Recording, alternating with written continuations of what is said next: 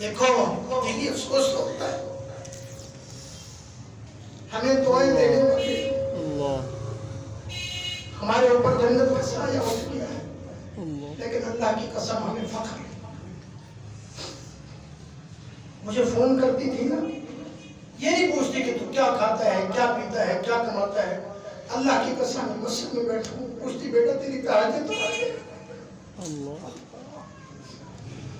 تہجد علماء کی شان کی یہ لائق نہیں ہے فرماتے کہ ہو عالم اور تہجد۔ پھر پوچھتی کہ قرآن کی کتنی تلاوت کرتا ہے؟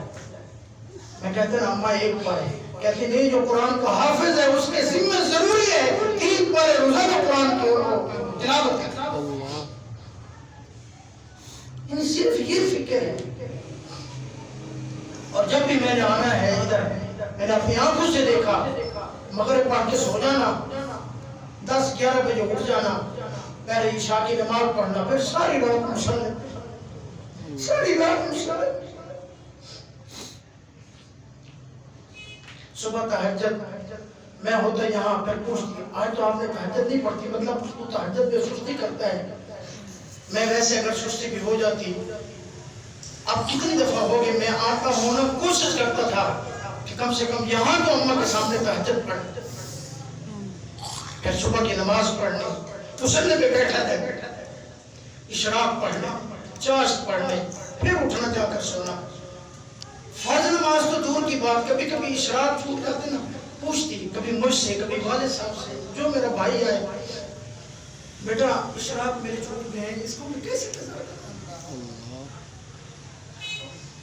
اور اکثر مجھے یہ فرماتی بیٹا یہ دنیا تو ہے ہی عبادت کی، اور رمضان شریف میں تو جیسے نا ہمارے کسی کے ساتھ دنیا میں اس کا تعلق ہی نہیں ہے۔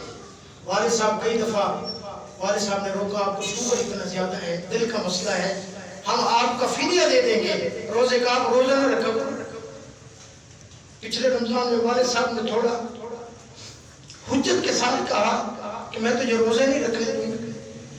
ناراض ہو کر میری بڑی ہمشیرہ کے گھر چلی گئی، کہتے ہیں میرا باپ مجھے روزے نہیں رکھنے دے گا، میں تیرے گھر رہ کر روزے رکھوں گی۔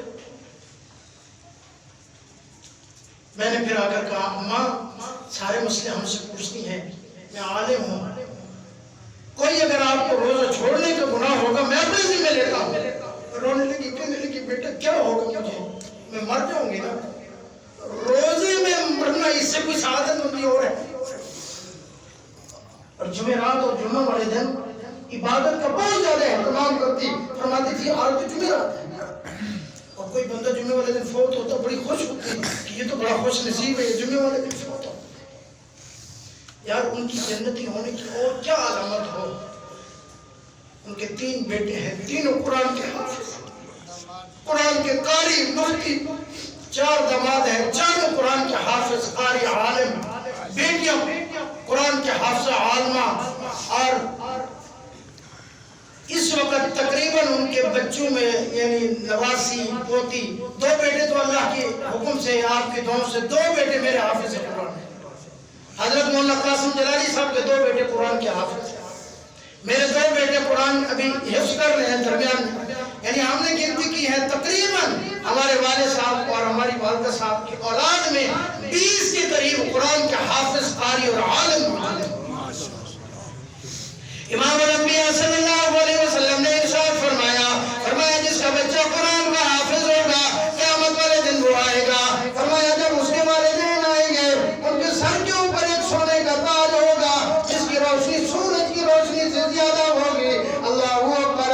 فرمایا لوگ پوچھیں گے یہ کون لوگ ہیں، وہ کہیں گے یہ وہ لوگ ہیں جن کے بچے دنیا میں قرآن کے حافظ تھے، لوگ اپنے بچوں کو دنیاوی تعلیم دلایا کرتے تھے، لوگ کہتے تھے کہاں سے کھائیں گے، ہم ان کو پڑھائیں گے تو کھائیں گے، لیکن انہوں نے اللہ کے توکل کے اوپر اللہ اکبر اپنے بچوں کے اوپر محنت کی۔ اب پہلے شاید ہمیں سمجھ آئے یا نہ آئے، اب تو ہمیں سمجھ آتی ہے جب ہمارے بچے پڑھتے ہیں، آگے خرچی مانگتے ہیں، آگے پیسے بھی مانگتے ہیں، کپڑے بھی مانگتے ہیں، اللہ اکبر